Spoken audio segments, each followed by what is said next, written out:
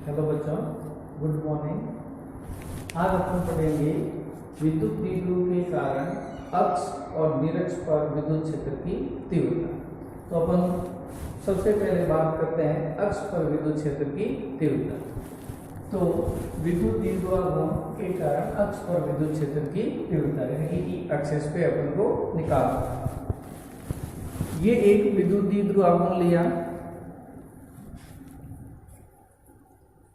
इसमें ये point A है और ये पॉइंट बी है। ए पर माइनस क्यू आवेश रखा हुआ है और बी पर प्लस क्यू आवेश रखा हुआ है और इन दोनों के बीच की, दोनों आवेशों के बीच की दूरी होती है वो होती है 2e और ये इसका सेंटर पॉइंट हो गया। ठीक है, अब अक्ष पर निकालना है तो अक्ष पे ये पॉइंट हो सकता है या फिर ये पॉइंट हो सकता है। तो दोनों में से अपन को क्या लेना है कि एक पॉइंट लेना है। तो अपन राइट साइड का पहले पॉइंट लेते हैं ताकि यहाँ पर जो कैलकुलेशन है वो इजी तरीके से हो जाती है। तो द्विध्रुव आघूर्ण के सेंटर O से स्मॉल r डिस्टेंस पर बिंदु P मान लेते हैं। P मतलब पोजीशन पॉइंट। और यहाँ पर अपन को नेट विद्युत क्षेत्र की तीव्रता ज्ञात करनी है इस द्विध्रुव के कारण। अब अपन बात करते हैं यानी कि विद्युत द्विध्रुव के कारण बिंदु O से स्मॉल r दूरी पर विद्युत क्षेत्र की तीव्रता E ज्ञात करनी है। अब अपन जानते हैं कि भाई विद्युत क्षेत्र की जो तीव्रता होती है वो वेक्टर E = kq/r² होती है। ठीक है, यहाँ पे कई जगह आई कैप लिखते हैं, कई जगह आर कैप भी लिखते हैं, कोई भी लिखते हैं, कोई दिक्कत नहीं है उसमें। ठीक है, आई कैप आर कैप ये डायरेक्शन शो करते हैं।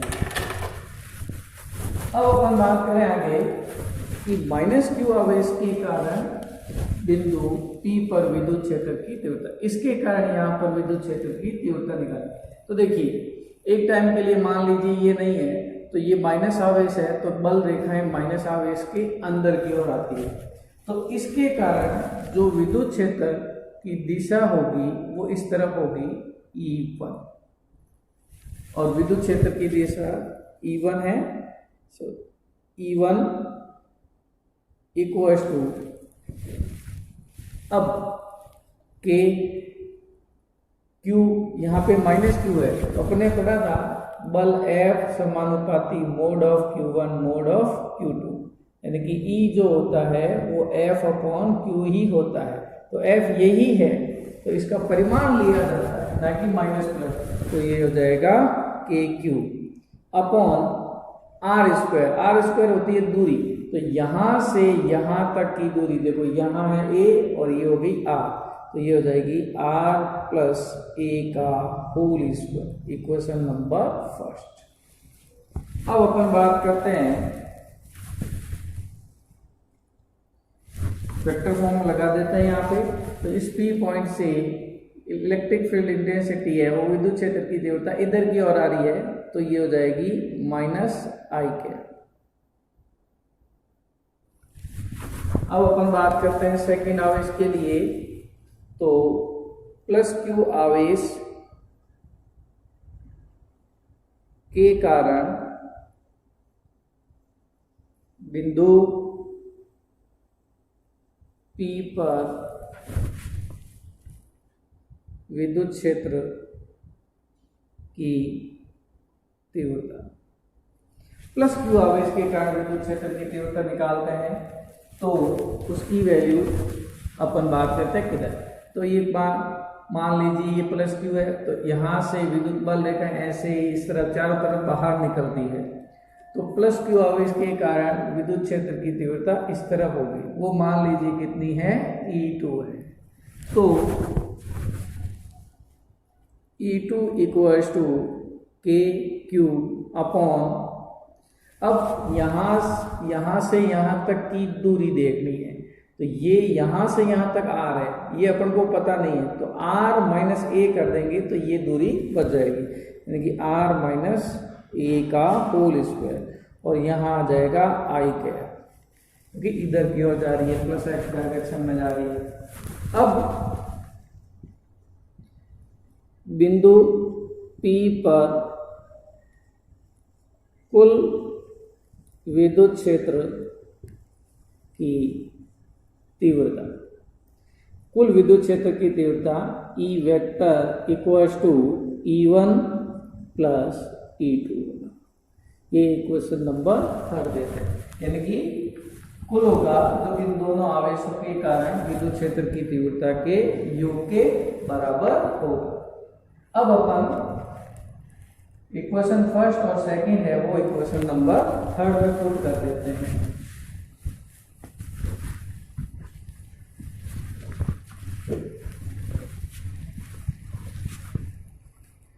Equation first and second put in equation 3, तो E net equals to KQ upon R plus A का whole square minus I cap plus KQ upon R minus A का whole square और I cap.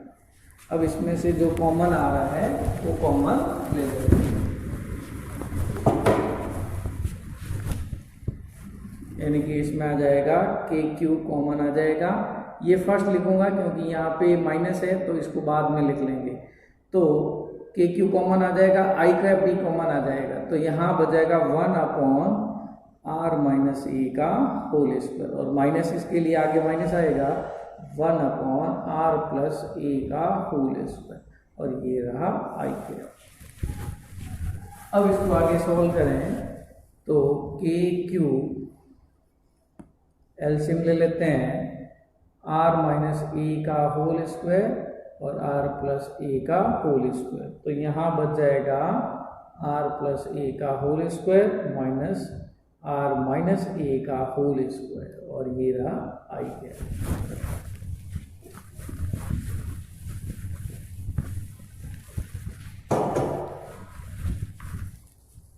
तो KQ A plus B का whole square, A square plus B square plus 2AB minus A minus B का whole square, तो A square plus B square minus 2AB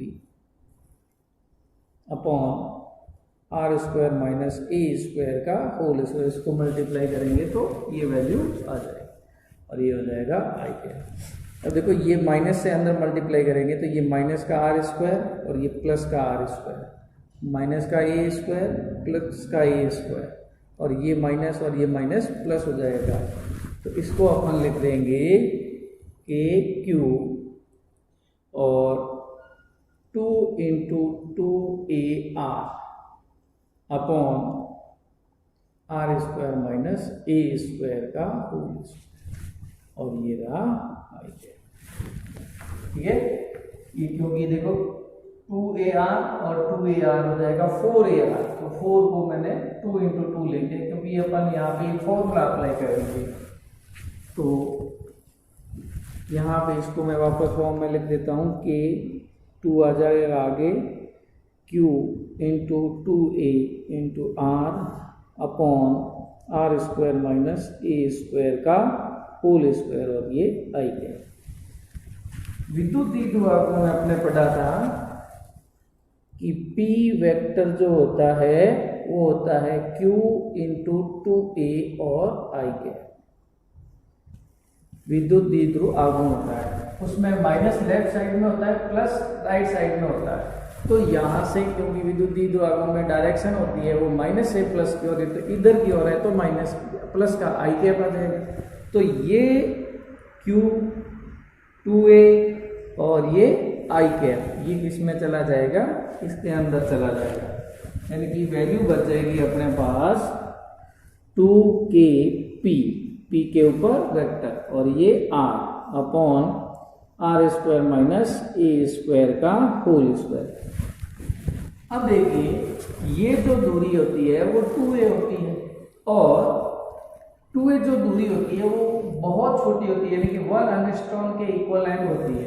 तो A की value और छोटी हो जाएगी, और छोटी वैल्यू का स्क्वायर करेंगे, यानी कि a का स्क्वायर करेंगे तो और छोटी हो जाएगी, यानी कि जैसे 0.2 है, इसका स्क्वायर करेंगे तो 0.04 हो जाएगी, तो और छोटी होती जाएगी, यानी कि a का मान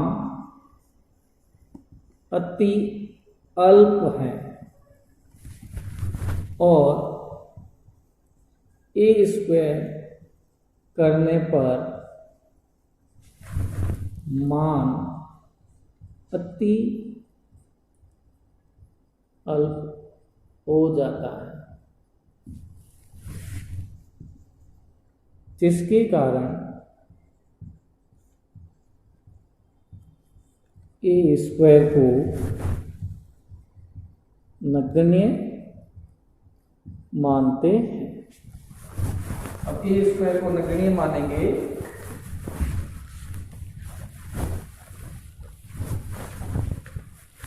तो वैल्यू आ जाएगी अपने पास E net equals to 2kp r upon r square की पावर स्क्वायर। तो ये हो जाएगा r का पावर 4 2kp अपॉन r की पावर 4 और ये r, ये कट जाएगा तो ई नेट जो बच जाएगा वो बन जाएगा 2kp अपॉन r क्यूब। यह है द्विध्रुव के कारण अक्ष पर विद्युत क्षेत्र की तीव्रता है। ठीक है, यानी कि ई नेट जो आएगा वो इतना आएगा। अब अपन बात करते हैं विद्युत द्विध्रुव आघूर्ण के कारण निरक्ष पर विद्युत क्षेत्र की तीव्रता। तो निरक्ष पर विद्युत क्षेत्र की तीव्रता निकालनी, इससे पहले जस्ट पहले अपने निकाला था अक्ष पर विद्युत क्षेत्र की तीव्रता।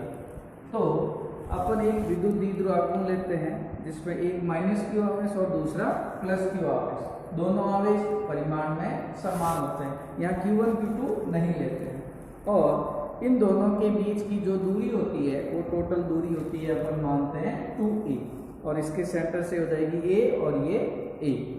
अब निरक्ष पर विद्युत क्षेत्र की तीव्रता ज्ञात करनी है, तो इस द्विध्रुव के सेंटर पॉइंट O से एकदम परपेंडिकुलर r डिस्टेंस पे बिंदु लेते हैं अपन P। यहाँ पे अपने बिंदु लिया P, यहाँ पर अपन को क्या करना है, विद्युत क्षेत्र की तीव्रता ज्ञात करनी है। बिंदु P पर विद्युत क्षेत्र की तीव्रता ज्ञात करनी है, तो अपन को दोनों आवेशों के कारण निकालनी है। तो पहले अपन बात करते हैं कि विद्युत द्विध्रुव के कारण बिंदु O से स्मॉल r दूरी पर निरक्ष पर विद्युत क्षेत्र, बिंदु P पर विद्युत क्षेत्र की तीव्रता ज्ञात करनी है। यानी कि पहले अपन बात करते हैं कि माइनस क्यू आवेश के कारण और फिर निकालेंगे प्लस क्यू आवेश के कारण। तो पहले अपन बात करते हैं कि माइनस क्यू आवेश के कारण बिंदु P पर विद्युत क्षेत्र की तीव्रता। तो देखिए ये माइनस आवेश है, तो यहाँ से बल रेखाएं हैं वो अंदर की ओर आती है, और प्लस आवेश होता है तो बल रेखाएं बाहर की ओर निकलती है बल रेखाएं। तो इस बिंदु P पर विद्युत बल रेखाएं इस आवेश के कारण जो होगी वो इस तरफ अंदर की ओर आएगी इसके, यानी कि ये वाला डायरेक्शन, ये मान लेते हैं E1। अब देखिए E1 निकालना है, E1 इसका मैग्नीट्यूड लेंगे अपन, क्यों लेंगे, क्योंकि E1 और E2 की डायरेक्शन अलग अलग होगी, अलग अलग होने के कारण अपन इसका मैग्नीट्यूड लेंगे, फिर लास्ट में अपन वेक्टर फॉर्म में निकाल देंगे। तो विद्युत क्षेत्र की तीव्रता जो होती है वो होती है अपनी E equals to KQ upon R square. तो KQ तो है, R ये दूरी होती है, तो ये दूरी अपने पास अवेलेबल नहीं है। अपन जानते हैं कि ये दूरी A है और ये दूरी R है, तो पाइथागोरस थ्योरम से ये जो दूरी हो जाएगी वो हो जाएगी root of R square plus A square, उतनी की उतनी वैल्यू ये भी है R square plus A square. तो E1 equals to K Q upon इसका स्क्वायर करेंगे तो आर स्क्वायर प्लस ए स्क्वायर, इक्वेशन नंबर 5। क्योंकि यहाँ मैग्नीट्यूड में ले ले तो यहाँ वेक्टर बताने की जरूरत नहीं है। अब अपन बात करते हैं सेकंड पॉइंट की कि प्लस क्यू आवेश के कारण बिंदु P पर विद्युत क्षेत्र की तीव्रता वो मैं मान लेता हूं E2 है। और देखो किस तरफ होगी उसकी बात करते हैं। तो प्लस आवेश है तो विद्युत बल रेखाएं क्या निकलेगी, बाहर की ओर। इस पॉइंट से इसके कारण जो बल रेखाएं होगी वो इस तरफ ऊपर की ओर जाएगी। ये हो गया E2। तो देखो ये E1 और ये 2 दोनों अलग अलग डायरेक्शन में है। अलग अलग डायरेक्शन में होने के कारण अपन इसका क्या ले रहे हैं, मैग्नीट्यूड लेंगे। और लास्ट में फाइनल इन दोनों के कारण जो नेट विद्युत क्षेत्र की तीव्रता निकालेंगे उसका वेक्टर फॉर्म अपन बना लेंगे।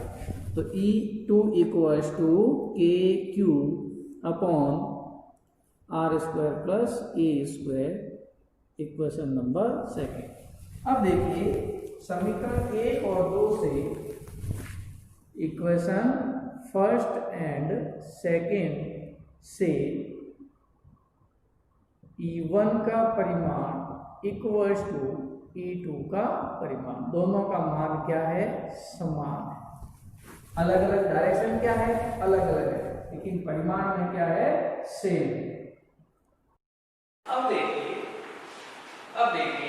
कि E1 और E2 का इक्वेशन फर्स्ट और सेकंड से देखें तो ये परिमाण क्या है, सेम, परंतु इनकी जो डायरेक्शन है वो अलग अलग है, लेकिन दोनों की डायरेक्शन इस टाइप से अलग अलग है और परिमाण में समान है।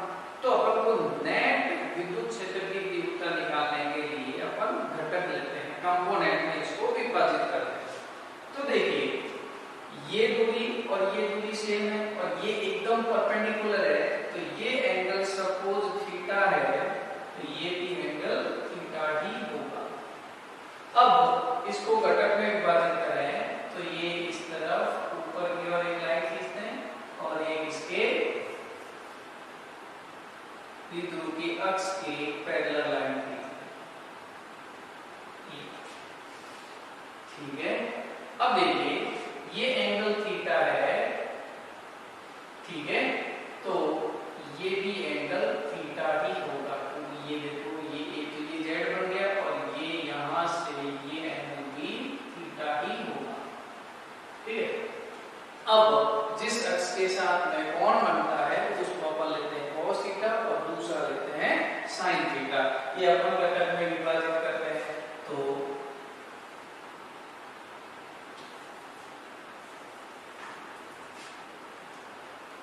अगर E1 की कारण बात करें तो इस अक्ष के साथ में एंगल बन रहा है, ये हो जाएगा E1 cos ऑफ थीटा और इधर हो जाएगा E1 sin ऑफ थीटा। अब दूसरे बात करते हैं E2 का, तो इस अक्ष के साथ में एंगल बन रहा है थीटा, तो ये हो जाएगा इधर की ओर E2 cos ऑफ थीटा और इधर हो जाएगा E2 sin ऑफ थीटा। अब देखिए ये वैल्यू और ये वैल्यू दोनों sin थीटा है, ठीक है, और E1 E2 आ रहा है और E1 और E2 देखिए परिमाण में क्या है, इक्वेशन फर्स्ट और सेकंड में देखिए समान। तो ऊर्ध्वाधर घटक बोलते हैं इसको और ये होता है क्षैतिज घटक। तो ऊर्ध्वाधर घटक है E1 sin थीटा व E2 sin थीटा, यानी कि ऊर्ध्वाधर घटक E1 sin थीटा व E2 sin, ये दोनों जो है वो परिमाण में समान और विपरीत दिशा में है।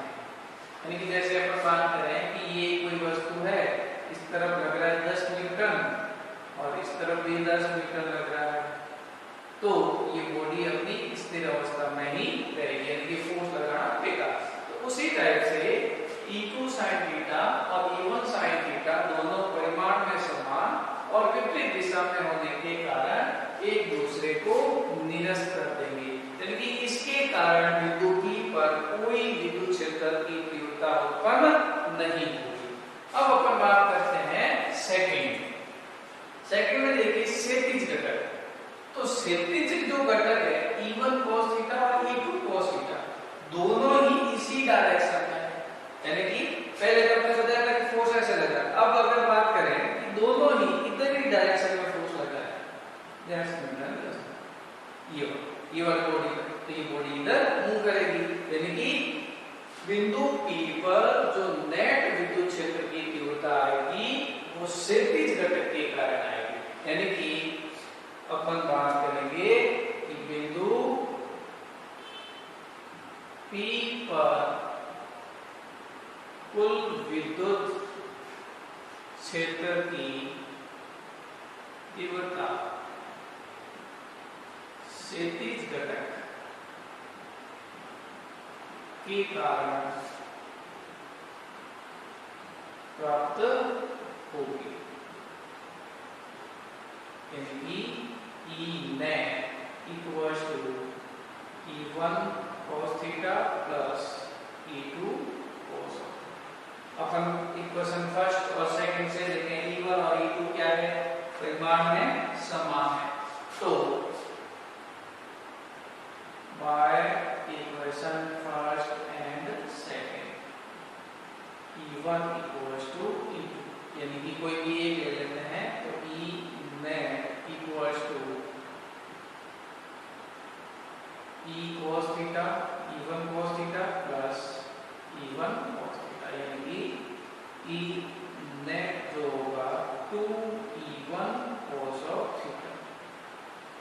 अब E1 की वैल्यू अपने पास है a/r² + a² cos थीटा की अपन को इस डायग्राम से वैल्यू निकालनी है, तो ये एक ट्रायंगल सेलेक्ट कर लेते हैं, चाहे ये कर ले कोई दिक्कत नहीं, एक ही करना है, कोई भी सेम वैल्यू आएगी। तो अपन यहाँ पे बात करते हैं कि cos of theta equals to आधार बटे कर्ण होता है, तो आधार ये हो गया और कर्ण ये हो गया, तो आधार हो गया a/√r² प्लस a। ये डायग्राम से अपन cos थीटा की वैल्यू करेंगे, यानी यहाँ पे लिख देता हूँ from cos of theta equals to a/√r² plus h, और E1 की वैल्यू ये है, ठीक है। तो अपन बात करें कि E1 व cos थीटा का मान रखने पर मान रखेंगे तो E net equals to 2 into E की वैल्यू कितनी है KQ upon r² plus a² और cos थीटा की a/√r² प्लस a²। तो देखिए यहाँ पे इसकी पावर 1 है और इसकी पावर हाफ है, यानी कि 1 प्लस हाफ इक्वल्स टू 3/2, कितना हो जाएगी 3/2। तो अपन यहाँ पे लिख सकते हैं k into Q into 2a, इसको मैंने सेपरेट किया, इस a को पहले लिख दिया, फिर Q को लिख दिया, फिर 2a साथ में लिख दिया, अपॉन r² प्लस a² की पावर 3/2। अपन जानते हैं कि विद्युतीय ध्रुव आघूर्ण होता है वो P equals to Q into 2a होता है। अभी अपन स्केलर फॉर्म में ही बात कर रहे हैं, तो वेक्टर नहीं लगा रहे, तो E नेट जो होगा वो हो जाएगा KP upon r² plus a² की पावर 3/2।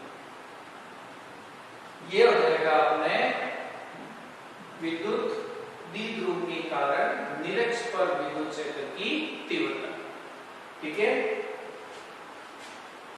अभी अपने ई जो निरक्ष है उसकी वैल्यू निकाली है कि ई निरक्ष equals to k P upon are square plus A square की पावर 3/2। जैसे कि अभी पहले अक्ष पे बात की थी कि ये जो टोटल दूरी होती है इन आवेशों के बीच में वो होती है 2a और बहुत ही स्मॉल होती है, तो ए उसकी और ही वैल्यू क्या हो जाएगी, स्मॉल हो जाएगी। तो इस कंडीशन में ए को अपन नगण्य मानेंगे। मानने पर ए को नगण्य मानेंगे तो ई निरक्ष वो आ जाएगी अपने के पी अपॉन आर स्क्वायर की पावर 3/2। ये इससे ये कट जाएगा, यानी कि के पी अपॉन आर क्यू, यानी कि ई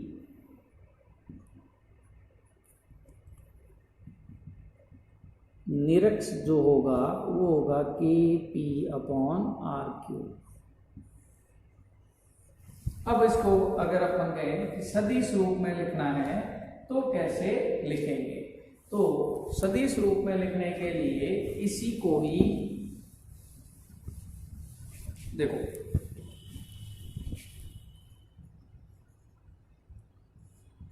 सदिश रूप में, क्योंकि विद्युत क्षेत्र की तीव्रता है वो एक सदिश राशि होती है। तो सदिश रूप में लिखने के लिए देखो ये पॉइंट P है और इससे डायरेक्शन है वो इधर लेफ्ट की ओर है, ठीक है। तो नेट विद्युत क्षेत्र की तीव्रता इधर आ रही है, इधर की ओर आ रही है, और विद्युत द्विध्रुव है उसकी डायरेक्शन होती है नेगेटिव टू पॉजिटिव, इधर की ओर होती है। तो इसको वेक्टर फॉर्म में लिखेंगे तो ई वेक्टर निरक्ष इक्वल्स टू के और पी के ऊपर वेक्टर अपॉन आर क्यूब। लेकिन पी के ऊपर वेक्टर का मतलब अभी तो इसमें ये शो हो रहा है कि यहां से माइनस की प्लस और है, तो निरक्ष पर जो विद्युत क्षेत्र की तीव्रता वो भी इधर है, लेकिन इधर नहीं है। वो विद्युत क्षेत्र की जो तीव्रता है नेट वो इस विद्युत द्विध्रुव आघूर्ण की जस्ट अपोजिट आ रही है, इसकी डायरेक्शन इधर की ओर और इसकी डायरेक्शन इधर की ओर, तो यहाँ पे अपन माइनस लगा देंगे। ये हो जाएगी वेक्टर फॉर्म में निरक्ष पर विद्युत क्षेत्र की तीव्रता। अब अपन बात करते हैं कि ये तो अपने निरक्ष पर निकाली, अक्ष पे निकाली थी विद्युत द्विध्रुव के कारण अक्ष पर विद्युत क्षेत्र की तीव्रता, वो E axis equals to 2kp upon R cube निकाली थी। तो अपन यहाँ पे अक्ष और निरक्ष के बीच में एक संबंध स्थापित करते हैं, यानी कि द्विध्रुव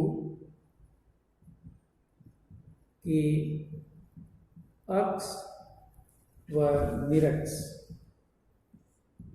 विद्युत क्षेत्र की तीव्रता के मध्य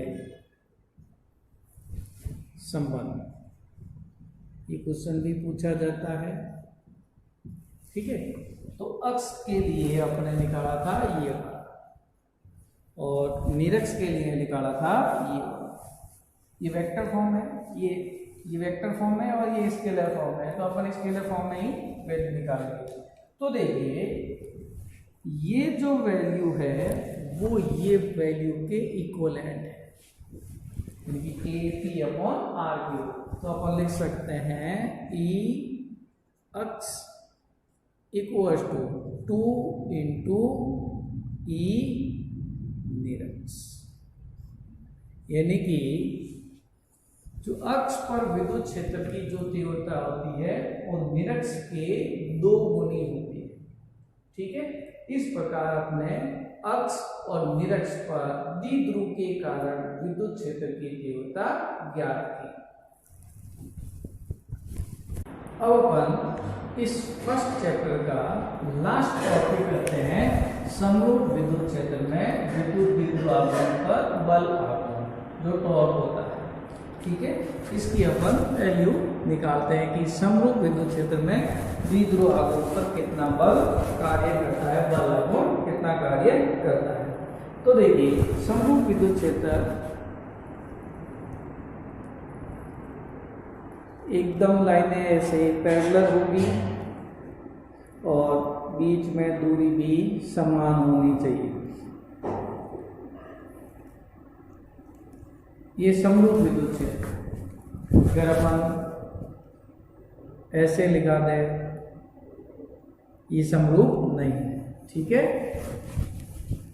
ये समरूप विद्युत क्षेत्र है, उसकी डायरेक्शन इधर की ओर है, यानी कि वेक्टर ई, ठीक है। अब अपन उसके बाद में यहाँ पर एक विद्युत द्विध्रुव आघूर्ण रखते हैं विद्युत क्षेत्र के साथ में थीटा कोण, ये इस टाइप का, ये यहाँ पे प्लस क्यू आवेश और यहाँ पे माइनस क्यू आवेश। तो प्लस क्यू आवेश के कारण जो बल होगा वो इधर होगा F equals to Q E, और माइनस क्यू आवेश के कारण इधर की ओर होगा F equals to minus Q E, ठीक है। और ये इसका सेंटर मान लेते हैं, और ये जो दूरी होती है वो होती है 2a। अब अपन बात करें कि जो बल आघूर्ण होता है, जो टॉर्क होता है वो होता है बल इनटू बल का परिमाण इनटू लंबवत दूरी, इन दोनों बलों के बीच की लंबवत दूरी। ये बल आघूर्ण का क्या होता है, एक फॉर्मूला होता है। तो टॉर्क बल हो गया F, पहले स्केलर फॉर्म में निकालते हैं, इनटू लंबवत दूरी।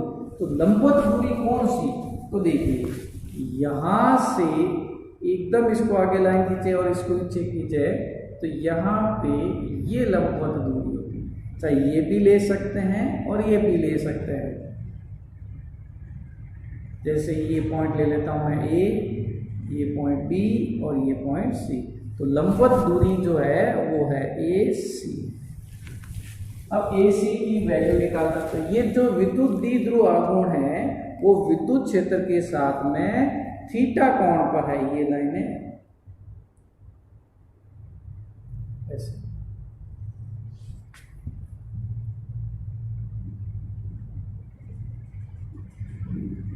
तो ये एंगल है वो थीटा है। तो ये थीटा है, तो ये आधार हुआ, ये लंब हुआ और ये कर्ण। तो आधार अपन को निकालना नहीं, अपन को कर्ण पता है, लंब निकालना है। तो लंब आता है साइन थीटा में। तो यहाँ पे मैं बात करते हैं कि from fig sine of theta equals to AC upon AB, AC upon AB। तो AC equals to AB sine theta, और AC इक्वल्स टू AB की वैल्यू है वो है 2A और साइन ऑफ थीटा। ये इक्वेशन नंबर A दे देता हूँ। अब F यानी कि इन दोनों में से एक ये बल और एक बल, दोनों में से किसी एक का परिमाण लेना है। तो माइनस हो चाहे प्लस हो उससे कोई फर्क नहीं पड़ता है। तो torque equals to QE into AC हो जाएगा आपके 2A cos of theta. Q into 2A, देखिए ये Q और ये क्या है 2A। तो Q इंटू 2A जो होता है वो P के इक्वलेंट होता है, द्विध्रुव आघूर्ण के बराबर। तो torque equals to PE cos, sorry ये साइन थीटा है, ये है वो sine theta, sine of theta.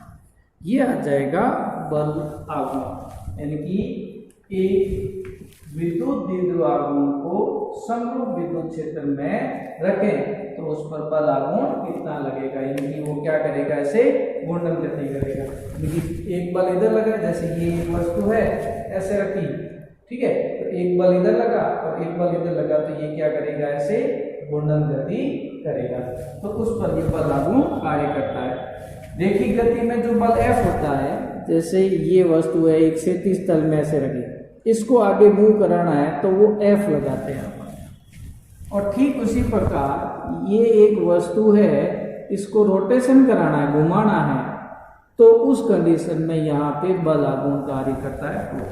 तो बल आघूर्ण ठीक उसी प्रकार होता है जिस प्रकार रेखिक गति में F होता है, बल होता है, ठीक है। ये घूर्णन गति में होता है और ये होता है वो रेखिक गति में होता है।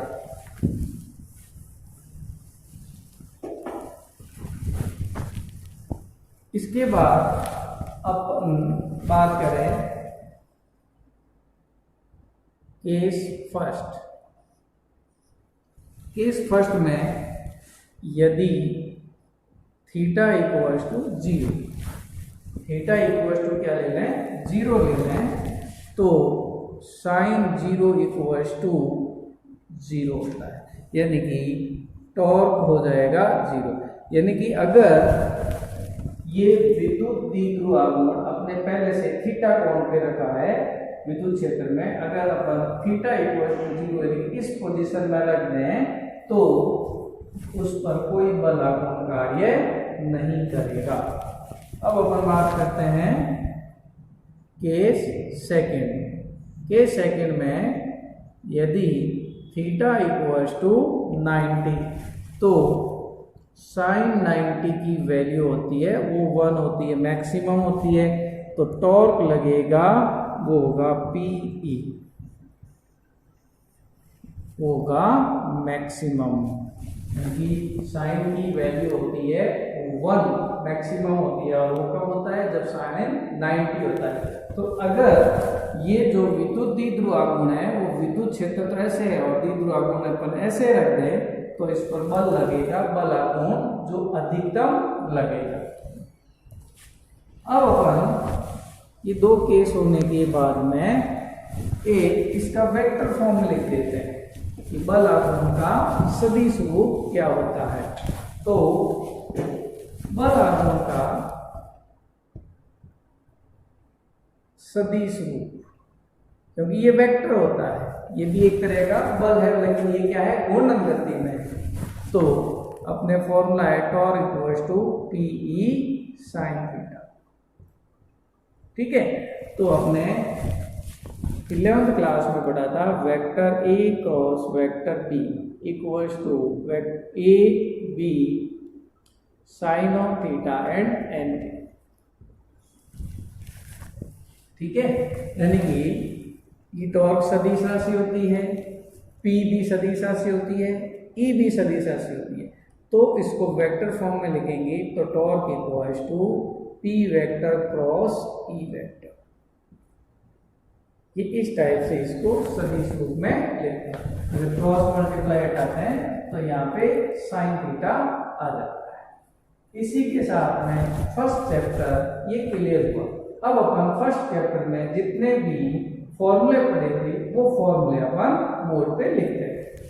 अब अपन इस चैप्टर के जो इम्पोर्टेंट फॉर्मूले हैं उसके बारे में डिस्कस करते हैं।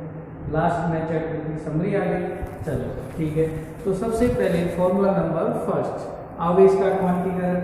या आवेश का क्वांटीकरण क्या होता है कि आवेश हमेशा अपने कुछ न्यूनतम मान होता है उसके पूर्णांक में होता है, और उस न्यूनतम जो मान होता है उसकी वैल्यू होती है 1.6 × 10⁻⁻⁹ कूलम।